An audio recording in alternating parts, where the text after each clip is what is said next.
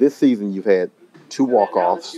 You've had a game where your 4 field goals were the only points this offense scored. And you've had another one where 4 field goals and you win by 8. Compared to last season, which was a phenomenal season for you, is this one on par? I mean, last year's standards were obviously tough to match. I think the difference is we've been playing such complementary football that a lot of these kicks have meant more. And to me, that's all you can ask as a specialist is to play a significant part in the game. And obviously Chicago was a rough game for me. And the worst part about that is, selfishly, even when you win, you don't feel like you played a part in it. And so that's hard to handle. But I think overall, as a special teams unit and the field goal unit, we're able to say that we contributed to victories. And regardless of stats, that's the best thing you can ask for. After that game, was that something mechanical, or was that something, was that, the operation, or because you've obviously bounced back well?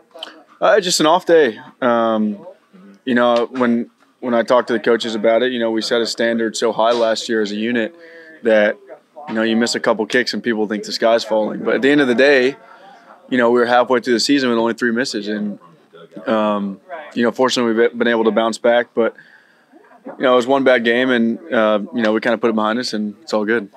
As a kicker, do you look forward to close games? I mean, obviously you want to blow them out, but do you kind of, the juices get flowing a little bit when you see it's a nip and tuck game kind of going back and forth?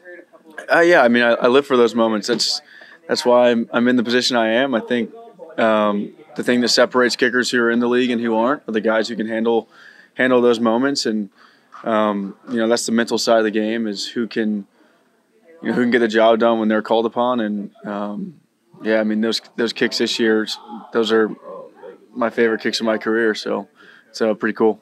How did you know you could handle it? I mean, you're a guy. I went to camp with the Ravens. Nobody here knew a thing about you. You hadn't kicked in an NFL game, a regular season game, and yet Coach Payton says, "Look, I got to have this guy." How did you know you had it? Well, it's just accepting that where you are is where you're meant to be.